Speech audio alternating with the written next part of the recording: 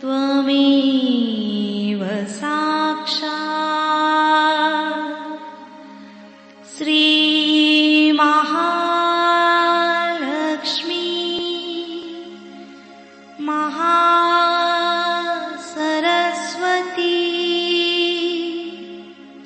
महाकाली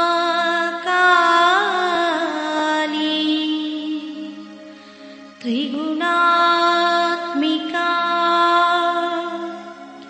कुंडलिनी साक्षात् श्री आदिशक्ति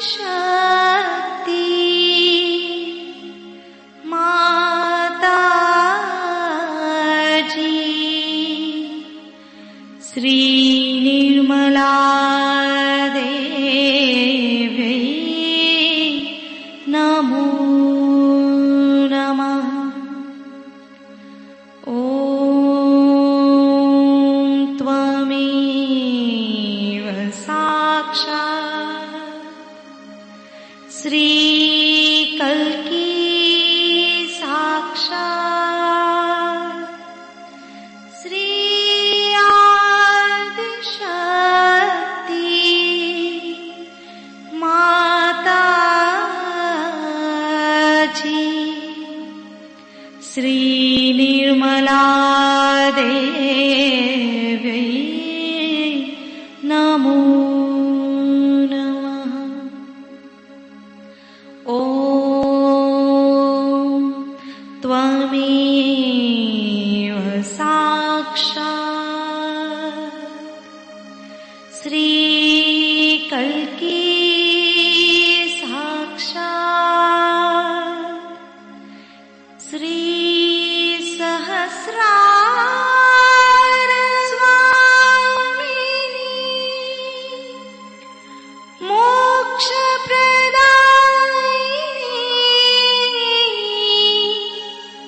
माताजी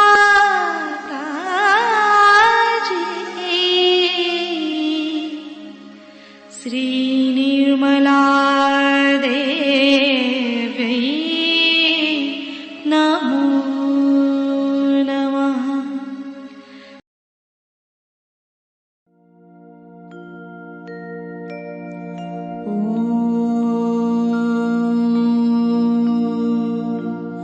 तमेव साक्षात् श्री गणेश साक्षात् श्री आदिशक्ति माताजी श्री निर्मला देवी नमो नमः।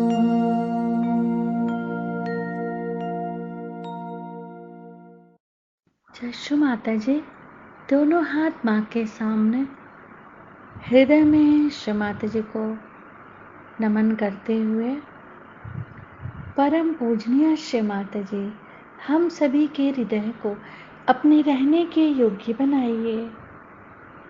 संपूर्ण चित्त बीचों बीच हृदय में माँ की छवि को स्थिर करेंगे। श्री माता जी कृपा करके हम सभी के हृदय में आइए। श्री माता जी हम सभी आपसे बहुत प्रेम करते हैं, कृपा करके हमारे ध्यान में आइए।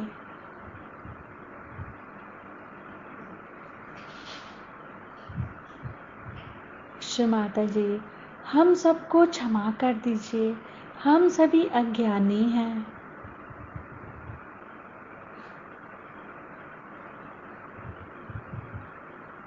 अपने हृदय में बीचों बीच माँ की छवि को स्थिर करेंगे।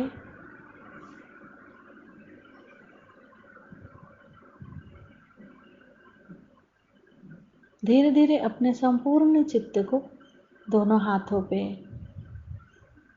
एक एक अंगुलियों पे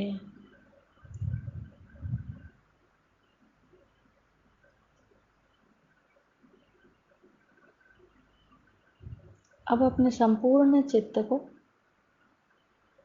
पूरे भाव सागर पे चित्त को क्लॉकवाइज 7 टाइम्स घुमाएंगे।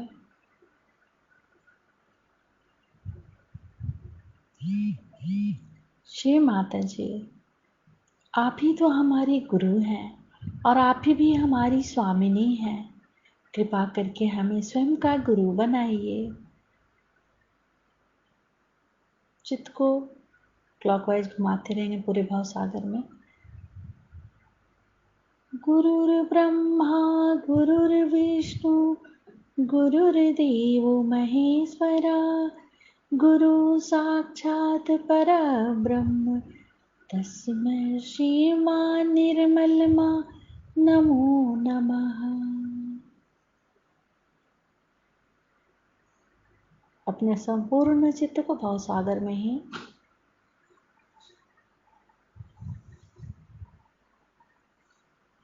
श्री माता जी, कृपा करके हमारे भाव सागर में जो कुछ भी है उसे हम आपके श्री चरणों में समर्पित करते हैं। इन्हें स्वीकार कीजिए।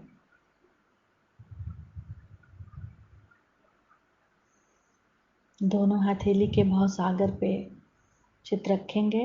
पहले बाएं हथेली के भाव सागर को चित्त द्वारा देखेंगे, फिर दाएं हथेली के भाव सागर को चित्त द्वारा देखेंगे। दोनों हथेली के भाव सागर को एक साथ देखेंगे।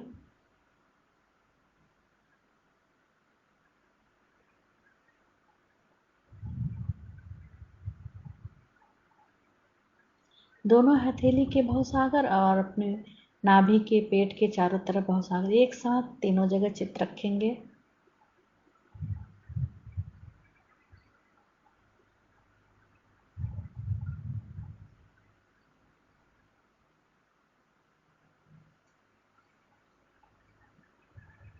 अब धीरे धीरे अपने संपूर्ण चित्त को सेंटर हार्ट, सेंटर विशुद्धि, फ्रंट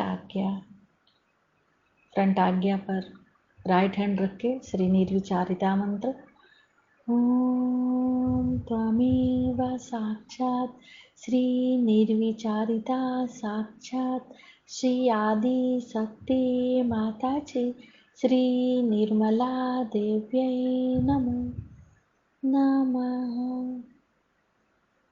दोनों हाथ माँ के सामने चित्त को शास्त्रार पे रख के अमृत वाणी सुनेंगे।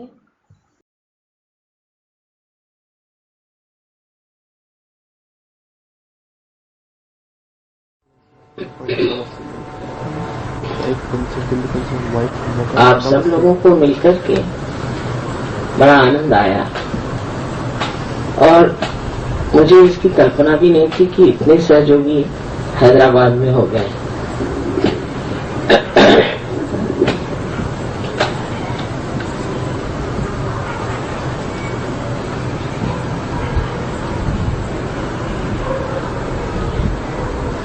एक विशेषता हैदराबाद की है कि यहाँ सब तरह के लोग आपस में मिल रहे हैं। जैसे कि हमारे नागपुर में भी मैंने देखा कि हिंदुस्तान के सब और के लोग नागपुर में बसे हुए हैं और इसलिए वहाँ पर लोगों में जो संस्कार है उसमें बड़ा खुलापन है और एक दूसरे की ओर देखने की दृष्टि भी बहुत खुली हुई है।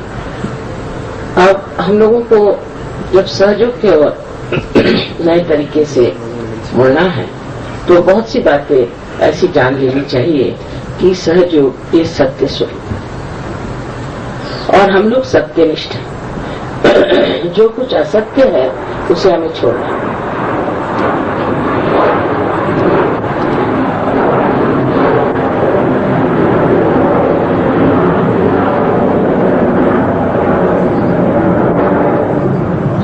कभी कभी असत्य का छोड़ना बड़ा कठिन हो जाता है क्योंकि बहुत दिन तक हम किसी असत्य के साथ जीते रहते हैं। फिर कठिन हो जाता है कि उस असत्य को हम कैसे छोड़ें। लेकिन जब असत्य हमसे चिपका रहेगा तो हमें शुद्धता नहीं आ सकती, क्योंकि असत्यता एक भ्रामकता है। और उस भ्रम से निकलने के लिए हमें एक निश्चय कर लेना चाहिए कि जो भी सत्य होगा उसे हम स्वीकार करेंगे और जो असत्य होगा उसे हम छोड़ेंगे। इसके निश्चय से ही आपको आश्चर्य होगा कि कुंडलिनी स्वयं आपके अंदर जो कि जागरूक हो गई है इस कार्य को करेगी और आपके सामने वो स्थिति ला खड़ी करेगी कि आप जान जाएंगे कि सत्य क्या है और असत्य क्या है। यही नहीं, पर आपके अंदर वो शक्ति आ जाएगी कि जिससे आप सिर्फ सत्य को ही प्राप्त करना चाहेंगे और जितना भी असत्य आपको दिखाई देता है उसे छोड़ देंगे। अब बहुत सी बातें जो सहयोग में बताई जाती हैं वो बहुत सोच समझ करके और आप लोगों के संस्कारों का विचार करके कि जिससे आप किसी तरह से दुखी न हो समझाई जा सकती है। लेकिन उस समझाए जाने में भी हो सकता है कि आप सोचें कि ये बात ठीक नहीं है, वो बात ठीक नहीं है। बहुत से शास्त्रों में जो बातें लिखी गई हैं वो अधिकतर सत्य है, पर कहीं कहीं ऐसा देखा जाता है कि बीच बीच में बहुत सी गलत धारणाएं भी भरती हैं और इन गलत धारणाओं की वजह से हम उसी को सत्य मान के चल रहे हैं। जैसे कि ज्ञानेश्वरी में ऐसा लिखा गया है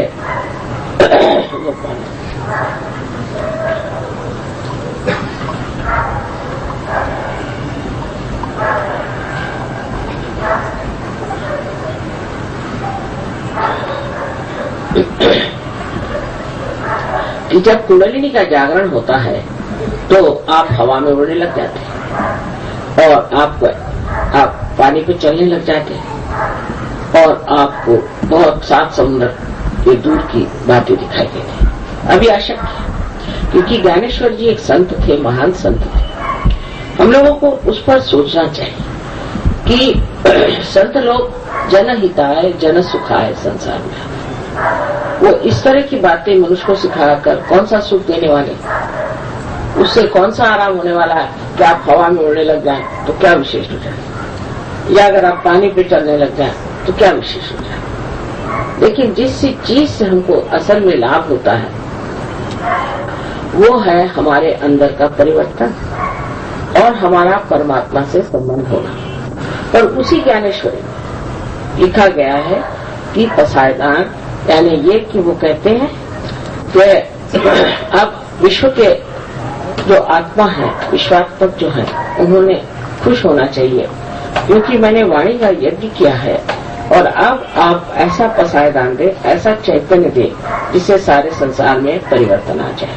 और सारी बात परिवर्तन की लंबी चौड़ी थी। तो ये समझ लेना चाहिए कि जो पहली बात थी वो किसी ने उसमें भर दी, क्योंकि ऐसी बात ज्ञानेश्वर जी कभी लिख ही नहीं सकते कि आप हवा में उड़ेंगे या आप पानी पे चढ़ेंगे। इससे क्या लोगों का फायदा होने वाला है? वैसे ही हम लोग हवा में उड़ रहे हैं, वैसे ही हम जहाजों में चल रहे हैं और वैसे ही दूरदर्शन से हम देखते हैं दूर। इसमें कुंडलिनी की क्या जरूरत है? सो कुंडलिनी से जो कार्य होना है उसको समझना चाहिए। और जिस तरह से भी हर एक ग्रंथ को हम पढ़ते हैं तो इसमें ये सोचना चाहिए कि इसका विचार जो है वो सत्य को पकड़ के है या नहीं। इसी प्रकार हमें गीता में भी हर धर्म शास्त्रों में गलत चीजें मिलती है। जैसे कि गीता में लिखा हुआ कि आपका जन्म जिस जाति में होता है वही आप जाति हो जाते, कभी हो ही नहीं सकता, क्योंकि जिसने गीता लिखी वो कौन थे? व्यास। और व्यास किसके लड़के थे? आप जानते हैं कि एक ढीवरनी के, एक मच्छीहारनी के लड़के थे जिनकी शादी भी नहीं। ऐसे के जो बेटे थे वो थे व्यास। वो ऐसा कैसे लिखेंगे कि आपकी जो जन्म से जाति होगी वही जाति हो जाएगी। लेकिन कहा गया है कि या देवी सर्वभूतेषु जाति रूपेण संस्थिता, माने सबके अंदर बसी हुई उसकी जाति है। जाति है, जाति का मतलब होता है जो हमारे अंदर जन्मजात, हमारे अंदर जो एक तरह का रुझान है, एप्टीट्यूड है। हमारे रुझान कहाँ है? हम किस और उलझे हुए हैं। बहुत से लोग हैं जो कि पैसे को खोजते रहते हैं, बहुत से लोग हैं जो कि बड़ी सत्ता को खोजते रहते हैं, लेकिन ऐसे भी बहुत से लोग हैं जो कि परमात्मा को खोजते हैं। जिसकी जो जाति माने, जिसका जो रुझान है, जिसकी जो एप्टीट्यूड है, वो उसके अंदर एक बसी हुई एप्टीट्यूड है। इसका मतलब यह है कि सहयोग में वही लोग आएंगे जो परमात्मा को खोजते हैं, जो ब्रह्म को सोचते हैं और जो इस ओर ध्यान देते हैं कि हमें परम को प्राप्त करना है और दुनियाई चीजों में क्या रखना है। पहले ऐसे ही लोग आएंगे, प्रथम में ऐसे ही लोग आएंगे जो कि वास्तविक में सोचते हैं कि किसी तरह से परमात्मा को प्राप्त कर लें या इस परमात्मा चीज को जान लें या इस आत्मा में हम लोग समा जाएं।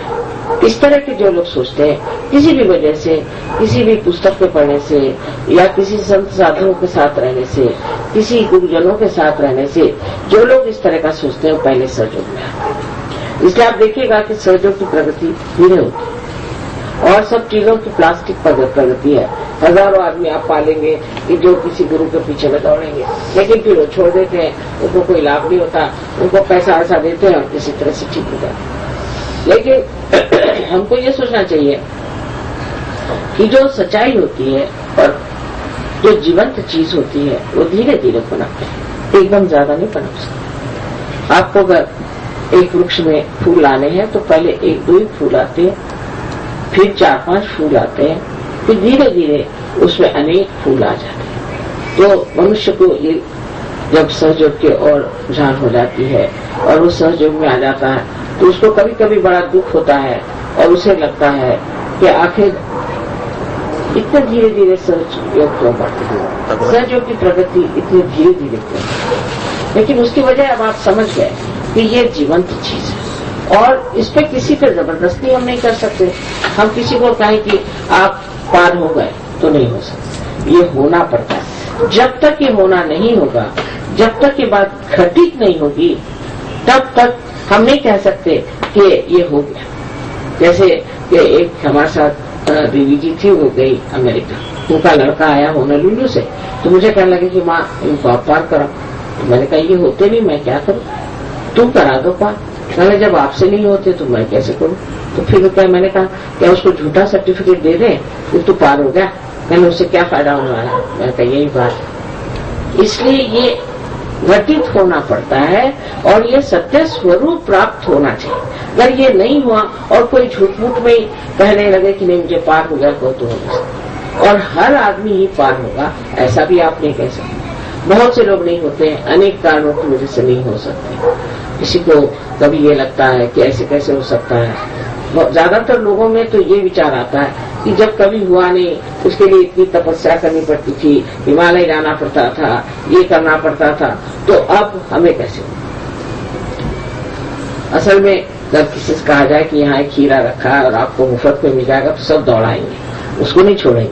लेकिन जब कहा जाए कि सहज में ही, सस्ते में ही, बगैर कुछ पैसे दिए हुए आपके कुंडली जागृत हो जाएगी तो लोग विश्वास नहीं करते, क्योंकि अपने पर विश्वास नहीं है, आत्मविश्वास नहीं है और वो समझ नहीं सकते कि ये समा कौन सी है, ये कौन सा विशेष समा है कि जिसमें ये चीज घटित हो सके। तो हमारे लिए क्या सोचना चाहिए कि हम लोग जो है आज एक विशेष स्थिति में, हम लोगों ने कुंडलिनी का अभ्यास नहीं किया हो, उसके बारे में पढ़ा न हो, लिखा न हो, पर हमारी जागृति हो गई। और जब जागृति हो गई है और हमें आत्म साक्षात्कार प्राप्त हो गया है तो ये सोच लेना चाहिए कि अब सब कार्य जो है वो हम नहीं करने वाले। ये चारों तरफ फैला हुआ जो परम चैतन्य है, जिस परम चैतन्य ने सारी सृष्टि की रचना की है, आज उसी परम चैतन्य से हम एकाकारिता प्राप्त कर चुके हैं और उस परम चैतन्य का ही ये कार्य है कि वो हमारे सारे कार्य करे। सो हम कुछ भी नहीं कर रहे, हम तो अकर्म में खड़े हैं। जैसे कि आज इसका कनेक्शन है आपका मेन से लग गया तो मैं इसमें बोल रही हूँ तो सुनाई दे रहा है, इसका उपयोग हो रहा है। उसी प्रकार जब हमारा संबंध उस चारों तरफ फैली हुई परमात्मा की प्रेम की सृष्टि परम चैतन्य से हो जाता है, उस वक्त हमें कोई भी फिक्र करने की या कोई भी तरह की चिंता करने की जरूरत है। सारी चिंता वही करते हैं। उस पर भी मनुष्य जब शुरू में सहयोग में आता है तो वो सोचता है कि चलो ये भी करके देख लें, चलो वो भी करके देख लें, बहुत तर्क वितर्क करता है और सोचता है कि चलो इससे काम बन जाएगा, ऐसे करना चाहिए, और उसी चिंता में रहता है। लेकिन धीरे धीरे वो समझ लेता है कि मेरा करने से कुछ नहीं होता, क्योंकि अगर आप ऐसा सोचें कि मैं करके देख लेता हूँ तो परमात्मा कहते हैं अच्छा कर लो, तुमको जो कुछ करना है कर। तो उसको कहते हैं अल्पधारिष्ठ। अल्पधारिष्ठ जो है उसको वो देखता है कि आपने इतना अल्पधारिष्ठ है, चलो इसको कर दीजिए। पर उसके बाद जब धीरे धीरे आप में ये पूर्ण विश्वास आ जाता है कि परम चैतन्य सब कार्य कर रहे हैं, तब अपने आप परम चैतन्य स्वयं सारे कार्य को करके दिखा देते हैं और सब कार्य बनते जाते हैं। उसको स्वीकार करना चाहिए, किसी भी चीज को ऐसा नहीं करना चाहिए कि ऐसे क्यों। अब जैसे बताएं कि कभी अगर हमारा रास्ता भूल गया और हम रास्ते से किसी और रास्ते से जा रहे हैं तो यही सोचते हैं कि इस रास्ते से जाना जरूरी था, इसीलिए रास्ता भूल गया और इसीलिए हम इस रास्ते पर आ गए। फिर कोई सोचता है कि इस तरह से क्यों हुआ, ऐसा नहीं होना चाहिए।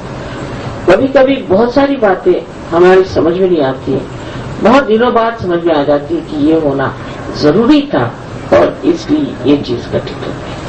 तब हम लोग एक तरह से उसमें शांति कर लेते हैं, इत्मीनान कर लेते हैं और यही जान लेते हैं कि जो कुछ भी होना था वो कितने बढ़िया तरीके से। तो कोई चीज हमारे मन के विरोध में हो जाए तो ये नहीं सोचना चाहिए कि परमात्मा ने हमारी मदद नहीं की। परमात्मा ने तो मदद की है कि आपके जो मन की जो इच्छा थी वो ठीक नहीं थी, इसलिए जो सही बात होनी चाहिए वो परमात्मा ने आपके लिए करी, क्योंकि परमात्मा से ज्यादा तो हम सोच नहीं सकते। इस परम चैतन्य के कार्य से हम ज्यादा कार्य तो कर नहीं सकते, इसलिए उसने जो कार्य किए हैं और उसने जो व्यवस्था की हुई है और वो जो हमारे लिए कर रहे हैं और जो कुछ हो रहा है वो सब चीज अत्यंत सुंदर और किसी भी परिश्रम के बगैर सहज में ही घटित हो जाती। बड़ी मुझे आनंद की बात है कि हैदराबाद में आप लोग इतने सहयोगी हो गए हैं। आप सहयोग में इसके 2 अंग है।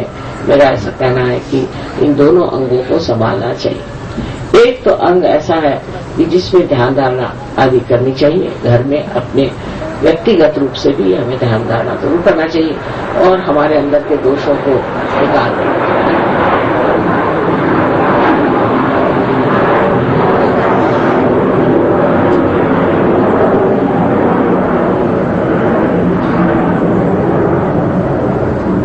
ध्यान धारणा की जो हम लोगों की प्रणाली है बहुत ही सरल सहज है। एक सवेरे 10 मिनट, शाम को 10-15 मिनट बैठने से भी ध्यान धारणा होता है। पर पहले अपने अंदर कौन सा दोष है उसे देख लेना चाहिए। बहुत बार लोग ये नहीं समझते कि हमारे कोई राइट साइडेड है, कोई लेफ्ट साइडेड है, तो वो उल्टे इलाज करने शुरू हो जाते हैं। इसलिए पहले जान लेना चाहिए कि हमारी कौन सी दशा है, हमारा कौन सा चक्र पकड़ रहा है, हम कहाँ हैं, ये सब आप लोग जान सकते हैं। आप जब फोटो की ओर ध्यान करेंगे तो आप जान लेंगे कि आपके इस चक्र में दोष है कि उस चक्र में दोष है, और उसको पूरी तरह से समझ करके पूर्ण उसके ज्ञान के साथ में उसको आपको सुलझा लेना चाहिए। उसको सुलझाने के बाद में ये व्यक्तिगत हो गया, फिर आपको सामूहिकता में उतरना चाहिए और सामूहिकता में उतरते वक्त आपको जान लेना चाहिए कि अपना हमें दिल खोल लेना चाहिए। जिस आदमी का दिल खुला नहीं है वो सामूहिकता में उतर नहीं सकता। बहुत से लोग संकुचित प्रवृत्ति के हो गए हैं, कारण उन्होंने वो जाना नहीं कि दुनिया कितनी अच्छी है और कितने हम इसे अच्छे बना सकते। जिसने अच्छी व्यवस्था देखी ही नहीं, जिसने अच्छा सुंदर सा संसार देखा ही नहीं, उनको विश्वास ही नहीं होता कि ऐसा संसार हो भी सकता है। इसलिए वो अपने संकुचित हृदय से रहते हैं। और दूसरी बात उसमें ऐसी होती है कि जब हम औरों के ओर नजर करते हैं तो पहले हमें उनके दोष दिखाई देते हैं। जब हम दूसरों के दोष देखने लगते हैं तो हमारे अंदर ज्यादा दोष आ जाते हैं। लेकिन हम उनके गुण देखें, उनकी अच्छाई देखें और उनकी सुंदरता को देखें तो हमारे अंदर भी वो सुंदरता आ जाएगी और उस आदमी के जो दोष होते हैं वो भी लोप हो जाएंगे। जब दूसरा कोई है ही नहीं, जब वो हमारे ही शरीर का एक अंग मात्र है, तो फिर उसमें दोष देखने से क्या फायदा। दोष को हटाना ही चाहिए और दोष को हटाने का सबसे अच्छा तरीका है कि उसको किसी तरह से सुलझाकर प्रेम भाव से ही उसको हटाया जाता है, क्योंकि अपना सारा कार्य जो है वो प्रेम की शक्ति का है और प्रेम ही सत्य है और सत्य ही प्रेम है। जो प्रेम की शक्ति को इस्तेमाल करेगा वो बहुत ऊंचे उठ जाता है। हृदय को खोल करके प्रेम से आपको दूसरों की ओर देखना, इस तरह से एक तो ये आपका अंग है जिसमें आप अपनी व्यक्तिगत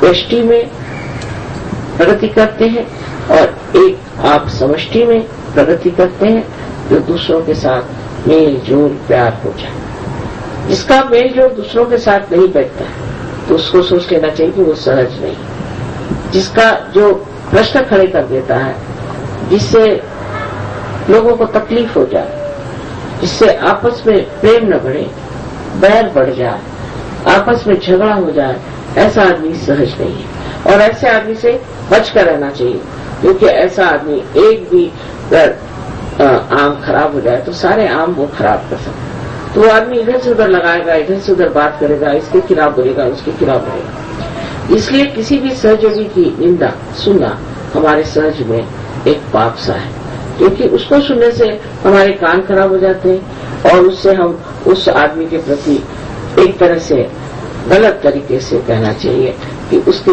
प्रति हमारा जो विचार होता है वो ठीक नहीं रहता। आपको जब दूसरों से व्यवहार करना है तो देखना चाहिए कि हमारे अंदर कितना औदार्य है, हम कितनी क्षमा कर सकते हैं, हम कितने प्यार से उनसे बोल सकते हैं, उनको हम कितने नजदीक ले सकते हैं, क्योंकि ये सब हमारे असली रिश्तेदार हैं। बाकी की रिश्तेदारी तो आप जानते ही जैसी होती है, लेकिन जो असली रिश्तेदारी है वो सहजियों की है। और आपको जब पता होना चाहिए कि 40 देशों में आपके भाई बहन बैठे हुए हैं और जब कभी आप उनसे सब मिलेंगे तो आपकी तबीयत खुश होगी। दूसरी जो स्थिति है उसमें है सहयोग का ज्ञान होना और सहयोग का प्रचार। ये भी अत्यावश्यक है, विशेषतः औरतों के लिए, स्त्रियों के लिए, क्योंकि स्त्री जो है वो शक्ति स्वरूप है।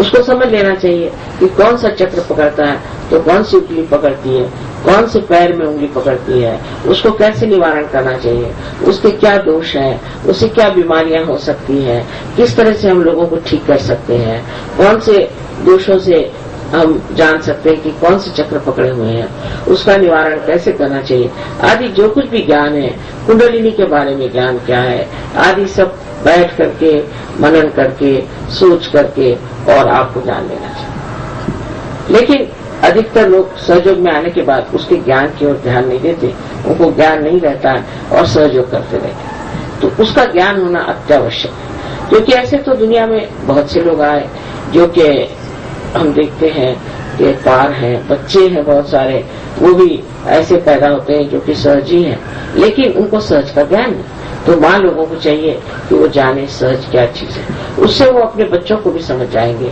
और ये भी समझ जाएंगे कि कोई बच्चा जो कि सहज में पैदा हुआ है वो क्यों ऐसा करता है, उसकी क्या बात है।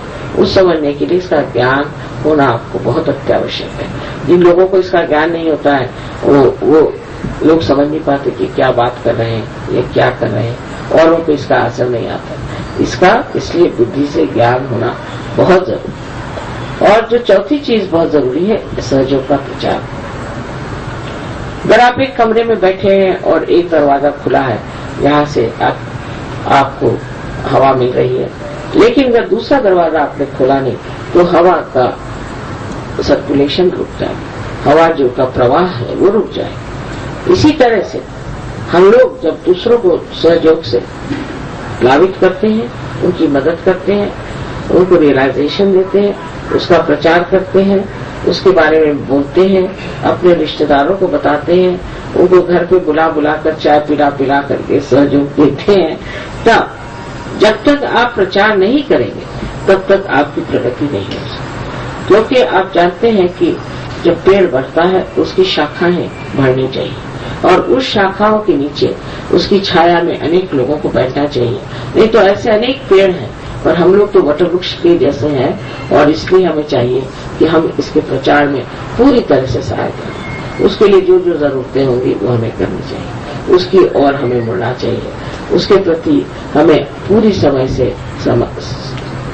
तरह से समर्पित होना चाहिए और अपना पूरा समय हम सहयोग के लिए क्या कर सकते हैं, हम सहयोग में कौन सा प्रदान कर सकते हैं।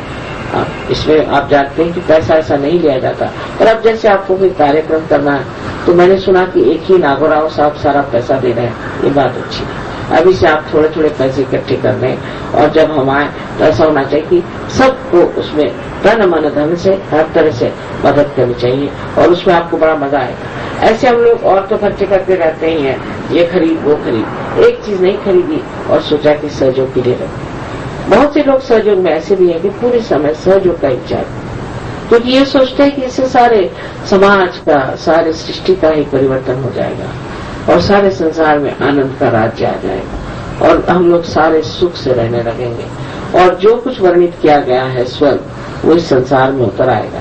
इतने दिव्य और महान कार्य के लिए सब लोग सोचते हैं कि हम इसमें पूरी तरह सम्मिलित हो जाएं, लेकिन ऐसे लोग जो सहयोग में हैं वो बड़े ऊंचे पद पर हैं और वो बड़ी ऊंची स्थिति में रहते हैं और इसी में आनंदित रहते हैं कि हम सहयोग में बैठे।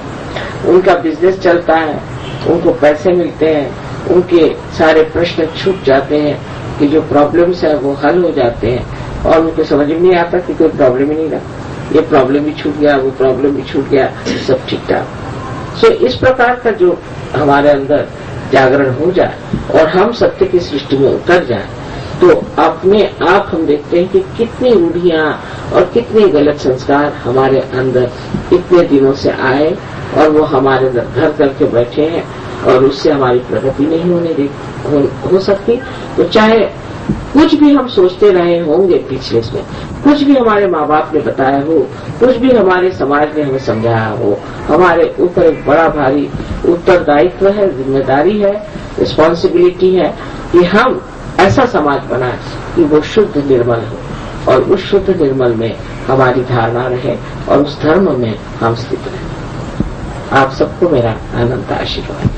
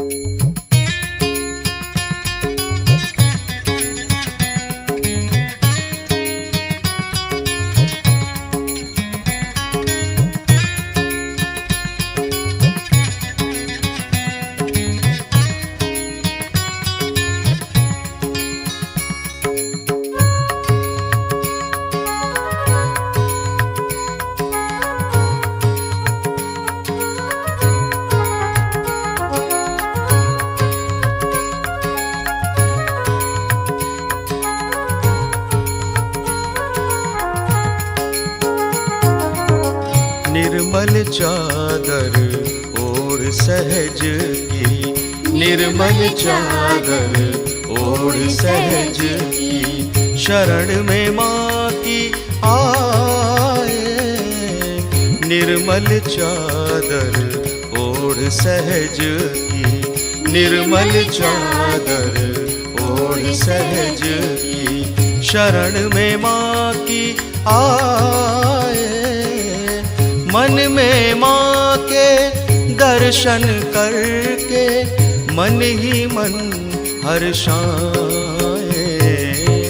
निर्मल चादर ओढ़ सहज की, निर्मल चादर ओढ़ सहज की, शरण में माँ की आए। मन में माँ के दर्शन करके मन ही मन हर्षाए। निर्मल चादर ओढ़ सहज की, निर्मल चादर ओढ़ सहज की।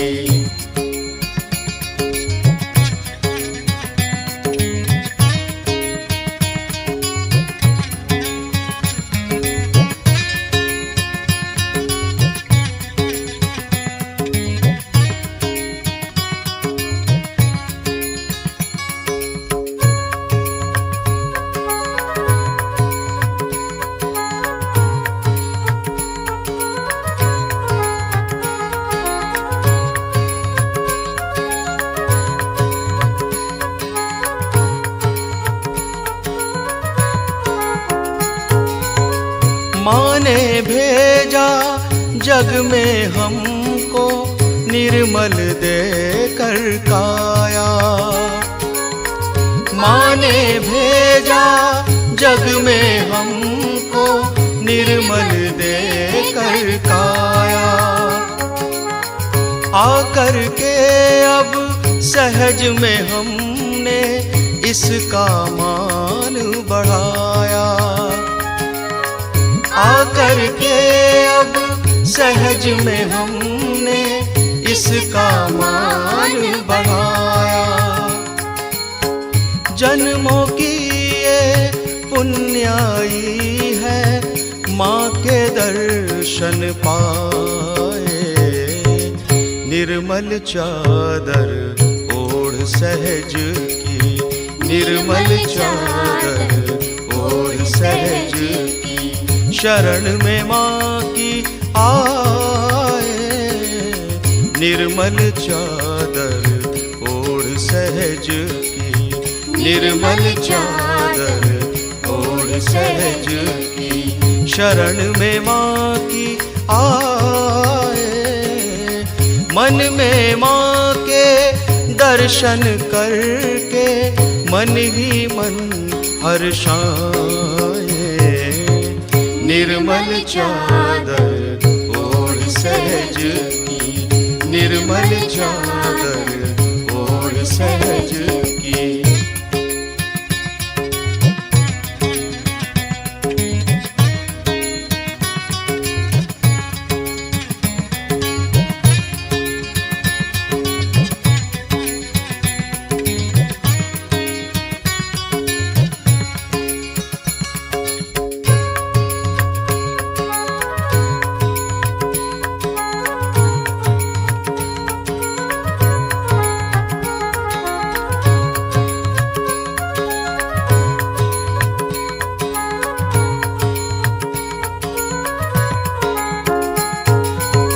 निर्मल वाणी पाकर माँ से नाम है माँ का गाया। निर्मल वाणी पाकर माँ से नाम है माँ का गाया। अंतर मन में माँ को देखा, माँ का ध्यान लगाया।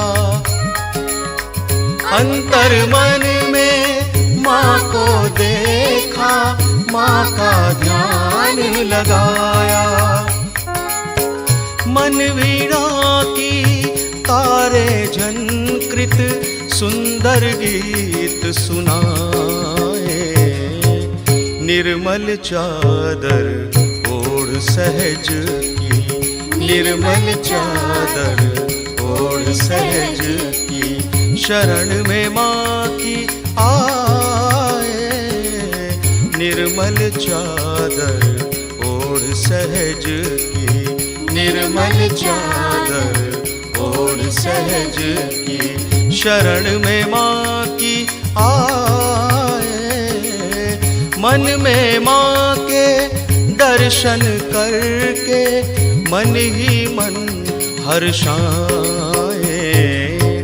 निर्मल चादर ओढ़ सहज की, निर्मल चादर ओढ़ सहज की।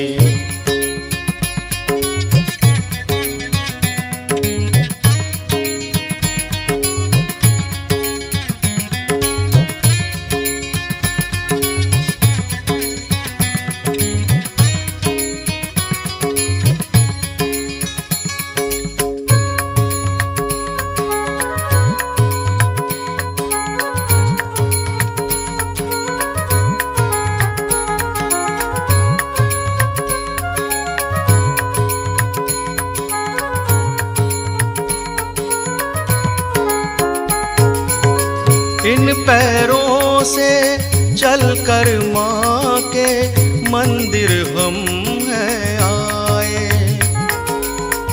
इन पैरों से चलकर माँ के मंदिर हम हैं आए। जहाँ जहाँ हो पूजा माँ की, दर पर शीश नवाए। जहाँ जहाँ हो पूजा माँ की, दर पर शीश नवाए। हम श्री माँ को क्या करें अर्पण, स्वयं लीन हो जाए। निर्मल चादर ओढ़ सहज की, निर्मल चादर ओढ़ सहज की, शरण में माँ की आए। निर्मल चादर ओढ़ सहज की, निर्मल चादर ओढ़ सहज की, शरण में माँ की आए। मन में माँ के दर्शन करके मन ही मन हर्षाए। निर्मल चादर ओढ़ सहज की, निर्मल चादर ओढ़ सहज की। जय जय माँ, जय जय माँ, जय जय माँ, जय माँ, जय जय माँ, जय जय माँ, जय जय माँ, जय माँ, जय जय माँ, जय जय माँ, जय जय माँ, जय माँ, जय जय माँ, जय जय माँ, जय जय माँ, जय माँ, जय जय माँ, जय जय माँ, जय जय माँ, जय माँ, जय जय माँ, जय जय माँ, जय जय माँ, जय माँ, जय जय माँ, जय जय माँ, जय जय माँ, जय माँ, जय जय माँ, जय जय माँ, जय जय माँ, जय माँ, जय जय माँ, जय जय माँ, जय जय माँ, जय माँ, जय जय माँ, जय जय माँ, जय जय माँ, जय माँ, जय जय माँ, जय जय माँ, जय जय माँ, जय माँ, जय जय माँ, जय जय माँ, जय जय माँ, जय माँ, जय जय माँ, जय जय माँ, जय जय माँ, जय माँ, जय जय माँ, जय जय माँ, जय जय माँ, जय माँ, जय जय माँ, जय जय माँ, जय जय माँ, जय माँ।